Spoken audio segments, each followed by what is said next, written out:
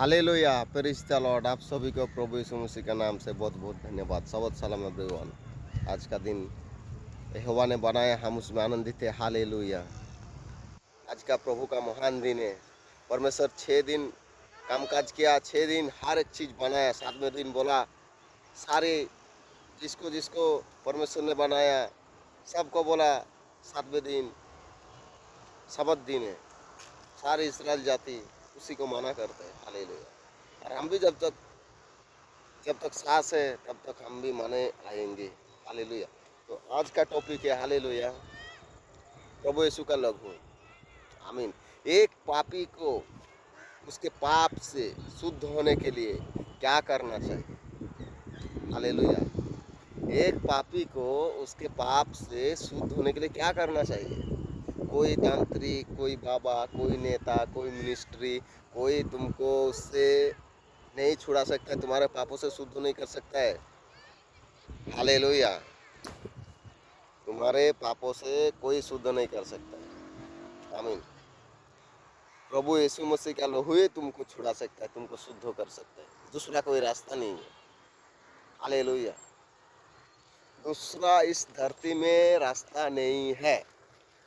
कितना भी बड़ा ज्ञानी आने दो, पंडित आने दो, कौन सा भी धर्म किताब आने दो, किसी में भी लिखा नहीं है।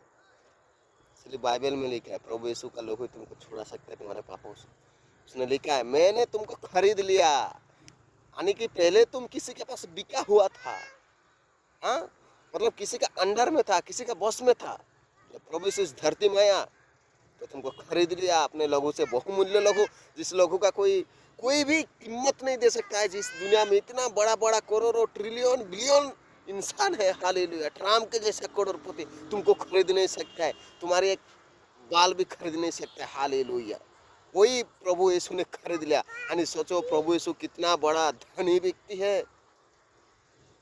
हालेलुया। एक आत्मा को एक लहू के द्वारा खरीदा जा सकता है। अभी पूरा होलीनेस होना चाहिए, पूरा पवित्र होना चाहिए।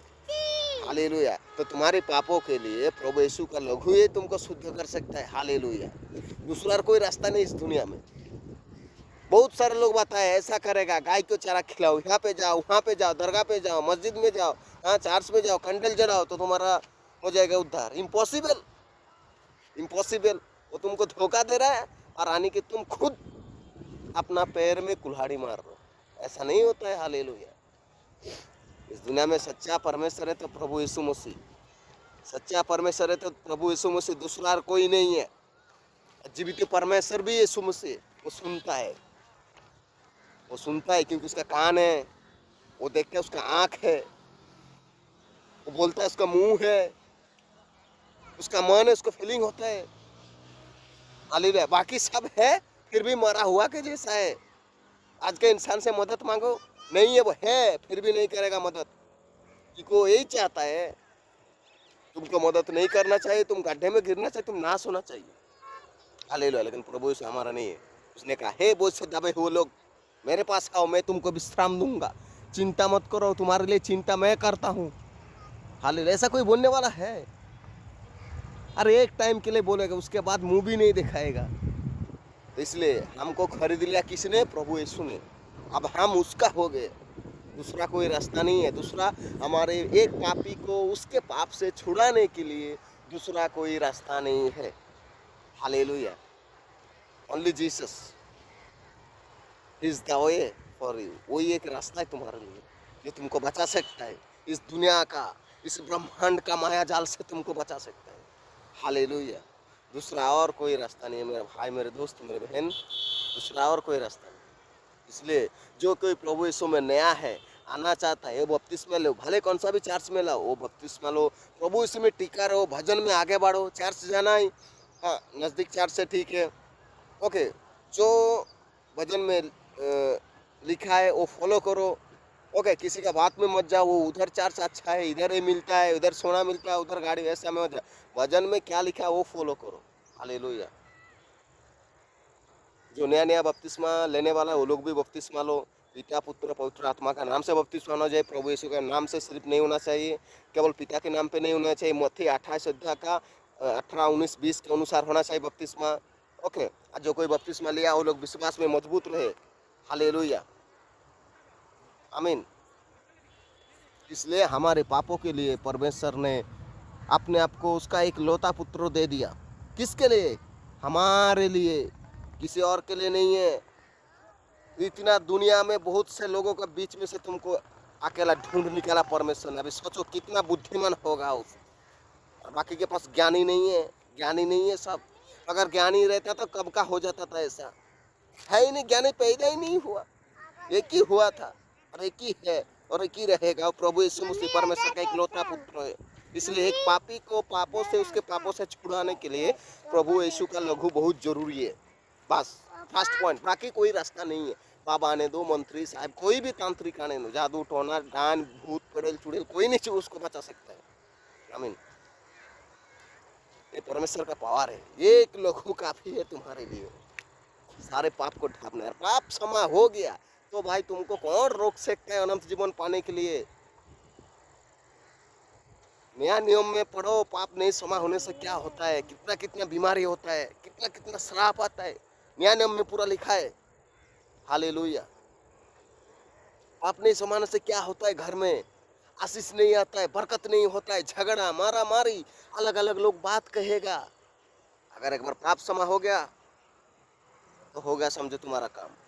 प्रभु तुमको आशीष से आशीष भर देगा। लेकिन पाप क्षमा होने के लिए हमें क्या करना, प्रभु के पास आना चाहिए। जो भी है हमने किया, प्रभु माफ़ी मांगता है। अपने आप को स्वीकार करना है, कॉन्फिस करना है प्रभु के सामने। प्रभु हाँ मैंने ऐसा किया, प्रभु मुझे माफ़ कर दो, ऐसा बोलना चाहिए प्रभु को। हमारा प्रभु दयालु है, वो सुनता है। नहीं मेरा बेटा वापस आया, चलो इसको माफ़ कर दे।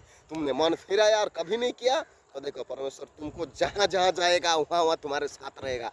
एक भी मुकदमा तुमको हारने नहीं देगा जिंदगी में। हर एक मुकदमा तुमको जिताएगा, हर एक लड़ाई तुमको जिताएगा। ऐसा इस्राएल का परमेश्वर का पावर। हालेलुया। अरे सिमसन का कहानी सुनो